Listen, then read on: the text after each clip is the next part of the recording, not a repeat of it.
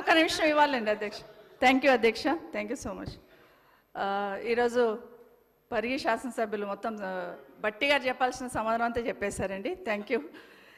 కానీ ఒక విషయం మీ దృష్టికి తీసుకురావాలి అధ్యక్ష. రామ్మోహన్ రెడ్డి గారు మాట్లాడుతూ వికారాబాద్ జిల్లాను ఏర్పాటు చేయడంతో నష్టం జరిగింది అన్నట్టు మాట్లాడారు అధ్యక్ష.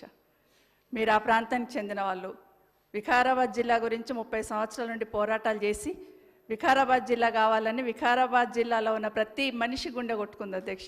వికారాబాద్ జిల్లా కేసీఆర్ గారు చేశారు. ఇప్పుడు ఎమ్మెల్యే గారు మాట్లాడుతూ, గౌరవ శాసనసభ్యులు మాట్లాడుతూ వికారాబాద్ జిల్లా వల్ల నష్టం జరిగింది. ఈరోజు వికారాబాద్ జిల్లా వచ్చింది కాబట్టి తాండూరులోనో బషీరాబాద్లోనో వెనకాల తాండూరు ఎమ్మెల్యే గారు కూర్చున్నారు.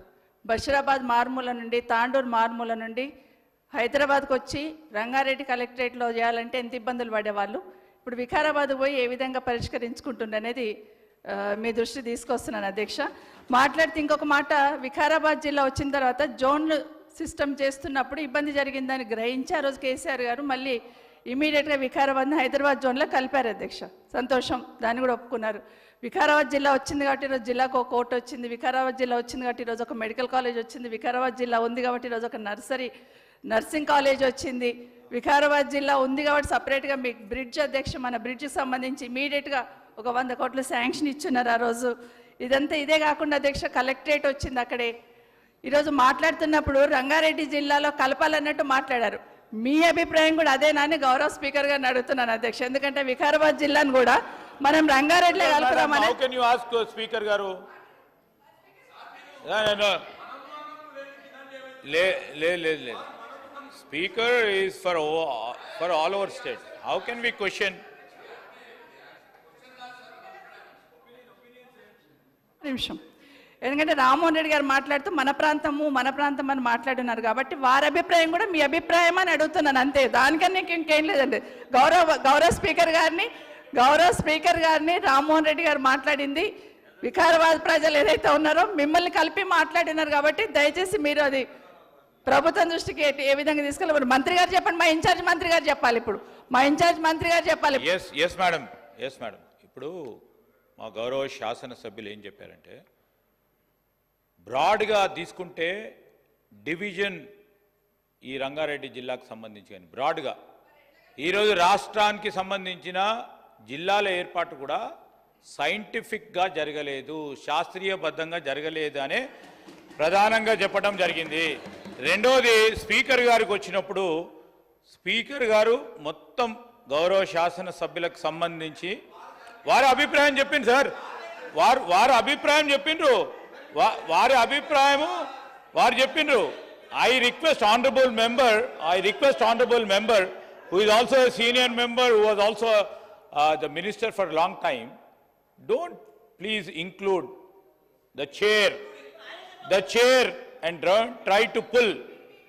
స్పీకర్ గారిని మన డిస్కషన్స్ లో పుల్ చేయొద్దని మేము గౌరవ సభ్యులను కోరుతా ఉన్నాం. పాయల్ శంకర్ గారు 1 minute. రామ్మోహన్ రెడ్డి గారు చెప్పండి. రామ్మోహన్ రెడ్డి గారు, నేనేమంటున్నా అధ్యక్ష అంటే, ఒక శాస్త్రీయ పద్ధతిలో ఒక జ్యుడిషియల్ కమిషన్ వేయాలని గౌరవ ముఖ్యమంత్రి గారు కోరుతున్నారు అధ్యక్ష. 14,000 ఒక మండలం ఉంది అధ్యక్ష. 14,000 జనాభాకు ఒక మండలం అధ్యక్ష. దానికి ఒక MRO ఆఫీసు, MD ఆఫీసు, ఒక పోలీస్ స్టేషన్ ఉండాలి అధ్యక్ష. ఇదేంటి అధ్యక్ష? నేనేమంటున్నా అధ్యక్ష అంటే, జ్యుడిషియల్ కమిషన్ ఏర్పాటు చేసి తారతమ్యాలు లేకుండా ఒక 40-50 వేల మందికి ఒక మండలం ఉండాలి అధ్యక్ష. ఆ విధంగా చేసి ఒక 7 నియోజకవర్గాలకు ఏదైతే ఒక పార్లమెంటుకు ఒక జిల్లా చేయాలని చెప్పి అది నా యొక్క కోరిక అధ్యక్ష. దాని జ్యుడిషియల్ కమిషన్ వేసి అందరు ప్రతిపక్ష సభ్యులతో కూడా చర్చించి అందరు ఒపీనియన్ కూడా తీసుకొని శాసనసభలో చర్చ పెట్టి అందరికీ ఆమోదయోగ్యమైతే ఆ విధంగా చేయాలని చెప్పి నేను కోరుతున్నా అధ్యక్ష. పాయల్ శంకర్ గారు డివియేషన్ అయిపోతుంది. ప్లీజ్ సబ్జెక్ట్ డివియేషన్ అవుతుంది. బడ్జెట్ మాట్లాడు అధ్యక్ష. మొదటిసారి అధ్యక్ష, థ్యాంక్ యూ అధ్యక్ష.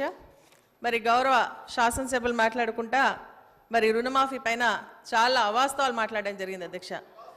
ఒక నిమిషం అధ్యక్ష, ఒక నిమిషం. నేను నా నియోజకవర్గానికి సంబంధించి నేను అడుగుతాను. ఎందుకంటే వారు మాట్లాడితే ఏమన్నారంటే గౌరవ ముఖ్యమంత్రి గారు మమ్మల్ని అందరినీ పిలిచి చెప్పడం జరిగింది, రుణమాఫీ గానాల దగ్గర అప్లికేషన్స్ తీసుకోండి అని చెప్పండి.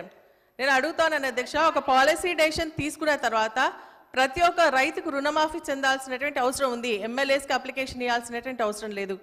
నేను అడుగుతా ఉన్నాను అధ్యక్ష మీ ద్వారా, ఎందుకంటే క్రాప్ లోన్ ప్రభుత్వం మాఫీ చేస్తామన్న తర్వాత ఈరోజు రిజిస్ట్రేషన్ ఆఫీస్కి వెళ్ళి వాళ్ళ పొలాన్ని అమ్ముకుందామంటే కూడా మరి ఈరోజు పొలం అనుకునేటువంటి పరిస్థితి లేదు. ఎందుకంటే ఎంఆర్ఎస్ అంతా కూడా క్రాప్ లోన్ ఉంది కాబట్టి మీకు మేము రిజిస్ట్రేషన్ చేసి ఏమో అని చెప్తా ఉన్నారు. కాబట్టి అది ప్రభుత్వం దృష్టికి తీసుకొస్తా ఉన్నా.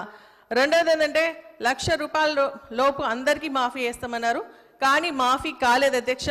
నా దగ్గరనే ఇప్పుడు హరీష్ రావు గారు ఒకటి కోట్ చేయడం జరిగింది. ఒక సొసైటీలో 240 మెంబర్స్ 1,00,000 లోపు ఉన్నటువంటి రైతులు ఉంటే కేవలం 140 మందికి మాఫీ అయింది. ఇంకొక సొసైటీలో 600 చిల్లర మంది ఉంటే కేవలం 400 మందికి మాత్రమే మాఫీ అయింది.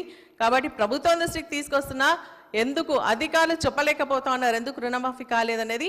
కాబట్టి దాన్ని మరి మీ దృష్టికి తీసుకొస్తా ఉన్నాను అధ్యక్ష. అదేవిధంగా ఏంటంటే మరి కొన్ని అప్లికేషన్స్ పెండింగ్లో ఉన్నాయి, కొన్ని కారణాల వల్ల పరంపోగులు కానీ ధర్నీ అప్లికేషన్స్ కానీ ఇవన్నీ పెండింగ్లో ఉండడం వల్ల వారికి కూడా రుణమాఫీ కాలేదు. మీరు అవాస్తవం మాటలు ఇక్కడ సభలో చెప్పి మరి తప్పుదో పట్టియదు. రైతులు రుణమాఫీ కోసం మరి పాలాభిషేకం చేసినని చెప్తా ఉన్నారు. పాలాభిషేకాలు ఎక్కడ జరిగినాయి? కాంగ్రెస్ పార్టీ ఆధ్వర్యంలో పాలాభిషేకాలు జరిగిన తర్వాత రైతు సంబరాల్లో ఒక్క రైతు కూడా లేదన్న విషయాన్ని స్పష్టంగా నేను చెప్తా ఉన్నా అధ్యక్ష. మళ్ళీ ఇంకోటి, నేను గౌరవ శాసన సభ్యురాలు ఈరోజు మా సభ్యులు చెప్పిన ప్రతి మాటపై మొదలుపెట్టింది మేము రైతు రుణమాఫీ ఒక వారం రోజులు కాలేదు అధ్యక్ష. ఆ వారం రోజులకు సంబంధించి ఎక్కడైనా నేనేం కోరుతా ఉన్నానంటే, ఎక్కడైనా అర్హత కలిగిన ఆ రైతు సోదరుడికి మీరు చెప్పిన ప్రతి అంశాన్ని కూడా నోట్ చేసుకొని ఆ రైతు సోదరుడికి న్యాయం చేసే ఓ కార్యాచరణ తీసుకుంటాం.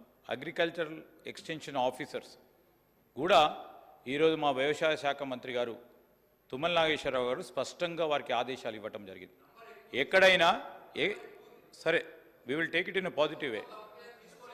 అందుకోసమే వి జస్ట్ స్టార్టెడ్ ఈ వ్యవసాయ రుణాలకు సంబంధించి. తప్పకుండా మీరు చెప్పిన ఇంతకుముందు పెద్దలు హరీష్ రావు గారు చెప్పింది కూడా తప్పకుండా పాజిటివ్ వేలో తీసుకుంటాం. మాకు అల్టిమేట్లీ ఆబ్జెక్టివ్ ఏంది, అర్హత గల రైతు సోదరుడికి 2,00,000 రూపాయల రుణమాఫీ చేయాలి. ప్రక్రియ మొదలైంది. మీరిచ్చే మంచి సూచనలు కూడా తీసుకుంటాం. మా శాసనసభ్యురాలు చెప్పింది కాంగ్రెస్ పార్టీలో, అసలు రైతులందరూ కాంగ్రెస్ పార్టీలో ఉంటే అందరు రైతులు చేస్తారు కదా పాలాభిషేకం. మా రైతులందరూ కాంగ్రెస్ పార్టీలో ఉన్నారు అధ్యక్ష. ఈరోజు ప్రతి రైతు కూడా ముందుకు వచ్చి కాంగ్రెస్ పార్టీ ముందుకు వచ్చి అంటే కాంగ్రెస్ పార్టీ కాకుండా టీఆర్ఎస్ అంటారా? పాయల్ శంకర్ గారు ప్లీజ్ డివేషన్ అవుతుంది మేడం. వద్దు మేడం వద్దు పాయల్ శంకర్ గారు మాట్లాడు.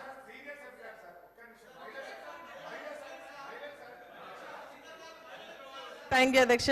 ఇంకొక విషయం ఏంటంటే శ్రీధర్ బాబు గారు చెప్పినట్టుగా మేము అనేది ఏంటంటే అప్లికేషన్స్ తీసుకోమంటే నేను అందుకే కోడ్ చేయడం జరిగింది.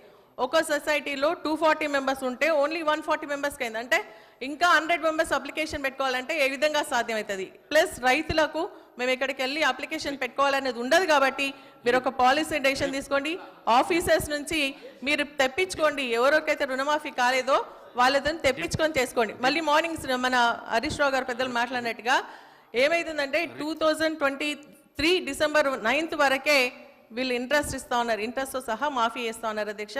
కానీ తర్వాత డిసెంబర్ నుంచి ఈ జూలై ప్రజెంట్ రుణమాఫీ అయ్యే వరకు కూడా ఇంట్రెస్ట్ కడితేనే రుణమాఫీ చేస్తూ ఉన్నారు. అది బ్యాంకర్ స్పష్టంగా చెప్తా ఉన్నారు. కాబట్టి మరి గవర్నమెంట్ నుంచి ఒక డైరెక్షన్స్ ఇవ్వాల్సిందిగా మీ ద్వారా కోరుతాను అధ్యక్ష. థ్యాంక్ యూ వెరీ మచ్ అధ్యక్ష. రిప్లైలో డిప్యూటీ సీఎం గారు ప్రతి అంశాన్ని వారు తప్పకుండా మీకు చెప్తారు.